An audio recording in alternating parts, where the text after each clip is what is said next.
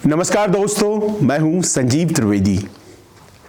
दिल्ली में चुनाव की तैयारी चल रही थी और मसला ये था कि अरविंद केजरीवाल से कांग्रेस लड़ती हुई दिखे या फिर कुछ उसी तरह से चीज़ें हों जैसे कि पहले यानी कि 2020 में हुई थी। क्योंकि अगर अग्रेसिव आक्रामक तरीके से लड़ा जाता है तो इंडिया गठबंधन की जो गांठें हैं वो ढीली पड़ सकती हैं और फिर नाराज़गी सहयोगियों की मोल लेनी पड़ सकती है। इस तरह के विचार रखने वाले नेताओं का एक समूह पार्टी में हावी था, लेकिन बात जब राहुल गांधी तक पहुंची तो उन्होंने बड़ा ही एक आक्रामक निर्णय लिया। उन्होंने कहा कि अगर हम सबसे ज़्यादा फाइट देते हुए कहीं पे नज़र आएं तो हम अरविंद केजरीवाल के खिलाफ उनकी सीट नई दिल्ली सीट पर ही देते हुए नजर आए, ऐसा मैं चाहता हूं। ये एक ऐसी रणनीति थी जिसमें कि बहुत से लोगों को लगता था कि जो व्यापक विपक्षी एकता है उसके लिए ये बेहतर नहीं है, क्योंकि अरविंद केजरीवाल के खिलाफ जो वोट हैं वो वोट भारतीय जनता पार्टी को तो मिलते ही मिलते हैं। अरविंद केजरीवाल के पक्ष के वोट, खासतौर पर मुस्लिम और दलित समाज के वोट, उनमें सेंध लगाना यह सीधे सीधे तय करेगा कि हम अरविंद केजरीवाल को हराना चाहते हैं। राहुल गांधी ने यह प्रश्न किया कि हम ऐसा क्यों नहीं प्रोजेक्ट करें कि हम यकीनन दिल्ली में बहुत गंभीर चुनाव लड़ रहे हैं, और ये बहस चल पड़ी। लेकिन राहुल गांधी ने कहा बाकी सीटों पर जो भी फैसला हो, नई दिल्ली सीट पर चुनाव लड़ना और अपना कैंडिडेट उतारना बहुत संकेत दे देगा। और बहुत सोच समझ करके ये नाम राहुल गांधी की तरफ से ही आया, संदीप दीक्षित का। शीला दीक्षित के बेटे उसी सीट पर ऐतिहासिक रूप से साल 2013 में शीला दीक्षित को हराकर अरविंद केजरीवाल ने जो पारी शुरू की थी, वो पारी अभी तक बेलौस चलती हुई आ रही है, विद्युत गति से चलती हुई आ रही है। और अगर इस अश्वमेध के घोड़े जैसी पारी को कोई रोक सकता है तो वो शीला जी का बेटा होगा। कांग्रेस की तरफ से ये प्रयास वो करेगा। राहुल गांधी ने संदीप दीक्षित को उसी सीट से उतार दिया जिससे उनकी मां हारी थी। एक इमोशनल कनेक्ट। और उसी दिन आम आदमी पार्टी और कांग्रेस के जो रिश्ते पटरी से उतरे तो फिर वो उतरते ही चले गए। वैसे भी बहुत सहज दोनों पार्टियां नहीं थी, बच बचाकर कुछ कुछ बोल रहे थे, बस इतना कह रहे थे कि हमारा गठबंधन विधानसभा में नहीं है। लेकिन ये जो एक्शन हुआ कि संदीप दीक्षित लड़ेंगे, राहुल गांधी ने जो तय कर दिया कि संदीप दीक्षित अरविंद केजरीवाल को टक्कर देंगे, उस समय भारतीय जनता पार्टी ने ये तय नहीं किया था कि कौन लड़ाया जाएगा अरविंद केजरीवाल के खिलाफ, लेकिन कांग्रेस ने तय कर दिया। और तब से ये एक अदावत का दौर शुरू हुआ। अब बीच में एक ऐसा मोड़ भी आया जब इंडिया गठबंधन के बहुत से नेताओं ने इस बात को संभव है कि आपस में डिस्कस किया हो और कांग्रेस और उसके शीर्ष नेतृत्व तक पहुंचाई हो कि जहाँ जहाँ अरविंद केजरीवाल की तरह जो भी नेता मजबूत हैं, तय तो यही हुआ था कि उस नेता को, उसकी पार्टी को समर्थन दिया जाएगा। जैसे उत्तर प्रदेश में अखिलेश यादव, या बिहार में तेजस्वी यादव, या पश्चिम बंगाल में ममता बनर्जी, तो फिर आम आदमी पार्टी के नेता अरविंद केजरीवाल को दिल्ली में क्यों नहीं समर्थन दिया जाए। अरविंद केजरीवाल के समर्थन में खुलकर सामने भी अखिलेश आ गए। और दिल्ली के चुनाव को लेकर ही सही, थोड़ी देर को ऐसा लग रहा है कि कांग्रेस अपने इंडिया गठबंधन के तमाम सहयोगियों से दूर हो गई है, क्योंकि आज राहुल गांधी फाइनली उतर ही गए। मैदान में वो उतरे और कुछ इस अंदाज में उतरे कि उन्होंने पहले ही दिन वो अपने तेवर दिखाए जिसकी अपेक्षा कांग्रेस के उनके समर्थक कर रहे थे। वो जो नहीं चाहते थे कि किसी भी स्थिति में भारतीय जनता पार्टी को वो वोट दें जो वोट केजरीवाल के खिलाफ हैं, वो चाहते थे कि कांग्रेस लड़ती हुई नज़र आए। आप पूछेंगे ऐसे लोग हैं ही कितने दिल्ली में। जी हाँ, यकीनन बहुत कम, बहुत थोड़े 4 या 5% लोग हैं जो इस तरह से सोचते हैं कि हम कांग्रेस के ही साथ रहेंगे। पर आपको एक मैं वाकया सुनाता हूँ।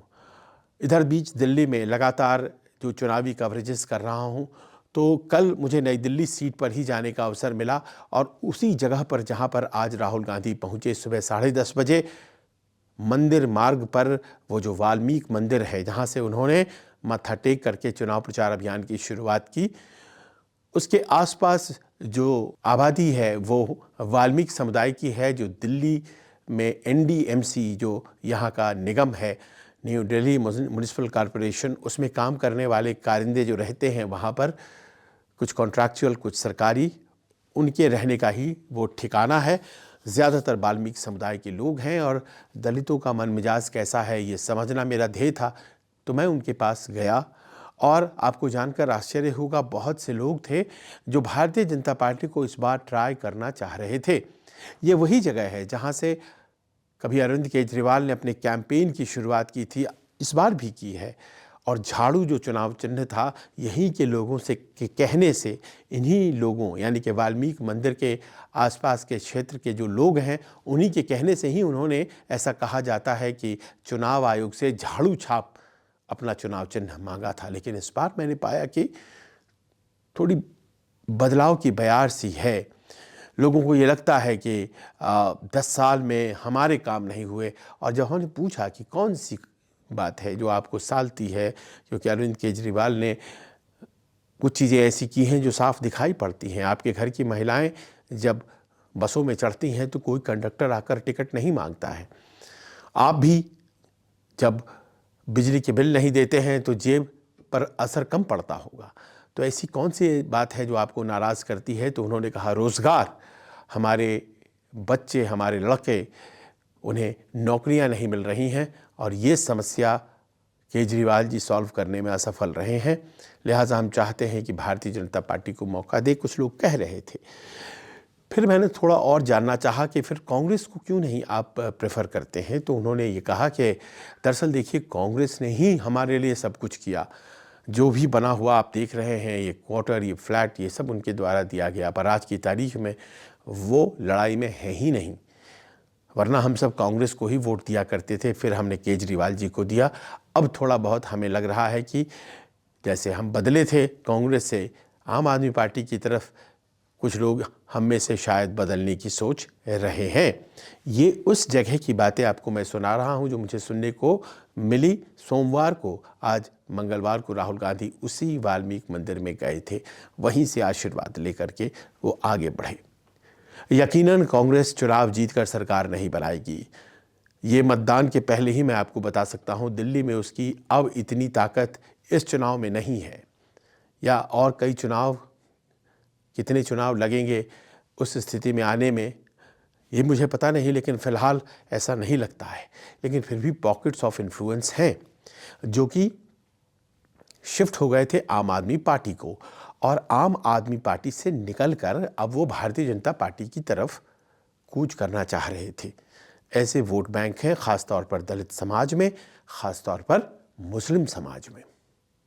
और ऐसे में आज की कहानी में इस बात को समझिए कि अगर राहुल गांधी कूदे हैं तो राहुल गांधी क्या आम आदमी पार्टी के नुकसान के लिए कूदे हैं? ये समझना इसलिए ज़रूरी है क्योंकि बड़ा सीधा सा एक फॉर्मूला है कि गैर भाजपा मतों का विभाजन हो जाता है। लेकिन 11 साल बीत चुके हैं अरविंद केजरीवाल को। 11 सालों में एक एंटी इनकम्बेंसी उनके खिलाफ बनी है। ये मैंने ओखला में भी महसूस किया। लगातार वहाँ से अमानतुल्लाह खान जीत रहे हैं। मैंने महसूस किया कि वहाँ पर ये बात लोगों को साल रही थी कि इतने काम हैं, सीवर, सड़कें, लाइन, ये जो सीवर लाइन वगैरह की बातें जो हैं अभी भी 10 साल पहले की तरह कई जगहों पर हैं। सड़कें खुदी हुई हैं तो कई महीनों तक खुदी हुई हैं। नाराज़गी में कांग्रेस को वोट जा रहा है। वहाँ पर अरीबा खान एक मजबूत दावेदार के तौर पर हैं। मुस्तफ़ाबाद जो कि दूसरा मुस्लिम डोमिनेटेड कॉन्स्टिट्यूएंसी है, वहाँ पर मैंने पाया कि पतंग छाप ओवैसी साहब की पार्टी के लोगों को भी टिकट वहाँ पर दिया है उन्होंने। उनके भी कैंडिडेट जो कि दंगों के आरोपी हैं, ताहिर हुसैन, प्रचार करेंगे। सुप्रीम कोर्ट ने कस्टडी पैरोल दिया है, उन्हें वोट जा रहा है। यानी कि जो वोट थे आम आदमी पार्टी की पकड़ जो थी वो थोड़ी ढीली तो हुई है। वो हार रहे हैं क्या, अभी ऐसा नहीं कहा जा सकता है, लेकिन जो मार्जिन है वो घट रहा है। मुस्लिम वोट बैंक अमूमन ऐसा नहीं है कि वो जाएगा भारतीय जनता पार्टी की तरफ, लेकिन जो दूसरे लोग नाराज़ हुए हैं, जैसे कि हमने दलित वोट बैंक की बात की, उसमें से एक बड़ा हिस्सा जा सकता है कि वो भारतीय जनता पार्टी को ट्राई करे। और संभवतः राहुल गांधी का आना और एग्रेशन दिखाना शायद आम आदमी पार्टी को ही मदद करे, क्योंकि वो वोट जो कि भारतीय जनता पार्टी की तरफ चले जाते, वो शायद उस बात को याद करके कि कांग्रेस ने दलितों के लिए सबसे ज़्यादा किया था, कांग्रेस की तरफ भी आ सकते हैं।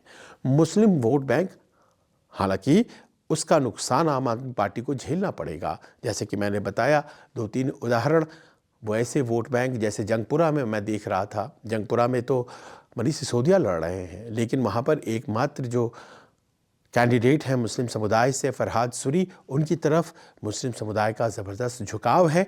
और ऐसे में मनीष सिसोदिया को वोट अगर कम मिलता है तो इसमें बहुत आश्चर्य की बात नहीं होगी।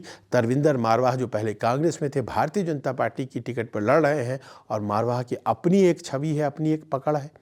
और उसके बाद ये इक्वेशन जिसमें कि फरहाद सुरी अकेले मुस्लिम कैंडिडेट जंगपुरा में है, मनीष सिसोदिया की सीट कहीं फंस तो नहीं रही है।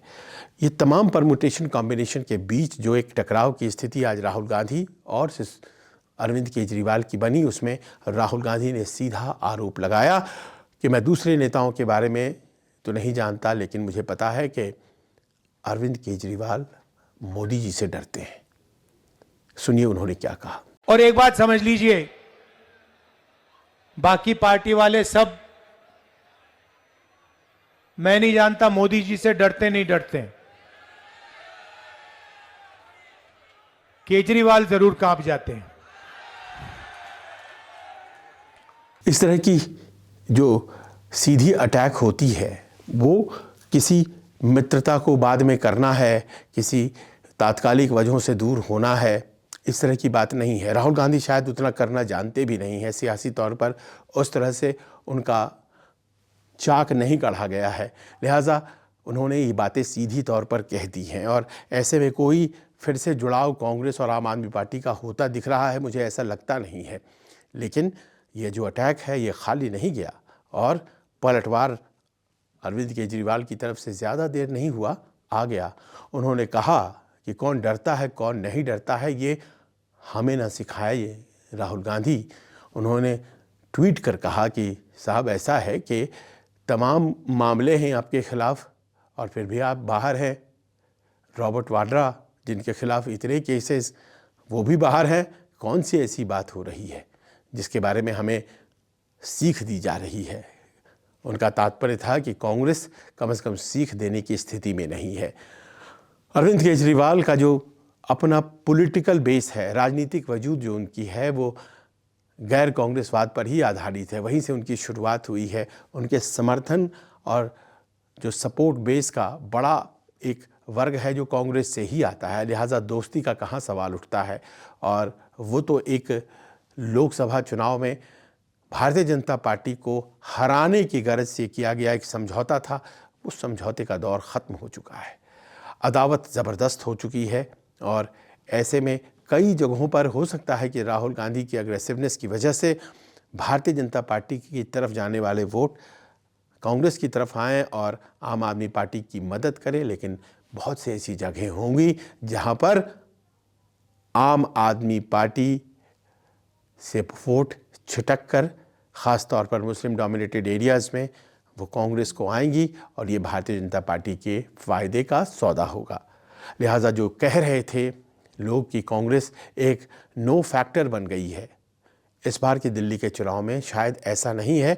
वो एक निर्णायक भूमिका में है, और त्रिकोणीय संघर्ष को आज राहुल गांधी ने जिस तरह से आकार दिया है, अंजाम दिया है, इस बात के लिए काफ़ी है कि कहीं ना कहीं वो जो एक पतली सी छोटी सी रेखा है जिसको लेकर के केजरीवाल आगे बढ़ रहे हैं कि तमाम गैर भाजपा वोट हमारे पास हैं, उसमें एक दरार सा आ गया है। और वो दरार अपने आप में क्या इतना बड़ा होगा कि उसमें आम आदमी पार्टी को कई जगहों पर हार का मुंह देखना पड़ेगा, ये तय होना है। लेकिन ये बहुत फ़ायदे का सौदा कांग्रेस का फिर से उठकर सामने आना ये नहीं साबित होगा, ऐसा मेरी अपनी गणना कहती है। कई जगहों पर लोग कह रहे हैं कि जहाँ देखिए इसमें आम आदमी पार्टी का फ़ायदा भी हो सकता है, लेकिन ज़्यादातर जगहों पर देखने को यही मिल रहा है कि वो वोट, तमाम वोट जो कि कांग्रेस या पतंग वाली पार्टी यानी कि ओवैसी साहब की AIMIM काटने जा रही है, वो पार्टियां जो हैं वो आम आदमी पार्टी के लिए मुश्किल का सौदा हो सकती हैं। जो सबसे बड़ी बात अभी तक दिखाई पड़ रही है वो यही है कि चेहरे के तौर पर अरविंद केजरीवाल से आगे कोई नहीं है। उन्हें पूर्वांचलियों का ज़्यादा बड़ा समर्थन हासिल है, उन्हें महिलाओं का ज़्यादा बड़ा समर्थन हासिल है, उन्हें मुस्लिम वोट बैंक का ज़्यादा बड़ा समर्थन हासिल है। तो ऐसे में हो सकता है कि उन्हें कुछ सीटों का नुकसान हो, लेकिन लीड में अरविंद केजरीवाल आज की तारीख में बने हुए हैं। ये बातें हम तब कर रहे हैं जबकि मतदान में मात्र 5 या 6 दिन रह गए हैं। आज तारीख हो जाती है 28 और 5 को मतदान है, 3 तक प्रचार है। बस प्रचार के लिए 4 या 5 दिन बचे हुए हैं। लेकिन ये ज़रूर है कि प्रचार के आखिरी चरण में राहुल गांधी ने आकर के जिस तरह से मामला को त्रिकोणीय बनाया है, अब आखिर तक ये तय करना बहुत आसान नहीं होगा कि आखिरकार कांग्रेस के आने से लाभ किसको हो रहा है, आम आदमी पार्टी को या फिर भारतीय जनता पार्टी को। फिलहाल रेस में एकमात्र CM का चेहरा होने की वजह से एज है अरविंद केजरीवाल को, ये 28 तारीख जनवरी को कही जा सकती है। आपको हर 2 दिन पर बताऊंगा कि फ़िज़ाएं बदल रही हैं सियासी दिल्ली में, या फिर ऐसा लग रहा है कि पिछली बार की तरह ही सब कुछ इस बार भी रहने वाला है। कैसा लगा आपको ये न्यूज़ वीडियो? अपने कमेंट्स के ज़रिए हमें ज़रूर बताइए। नमस्कार, मैं हूं मानक गुप्ता। अगर आपको हमारा ये वीडियो पसंद आया हो तो इसे लाइक और शेयर जरूर करें, और हाँ, हमें सब्सक्राइब और फॉलो करना ना भूलें ताकि आप देश और दुनिया की कोई खबर मिस ना करें। तो जुड़े रहिए हमारे साथ और देखते रहिए News 24।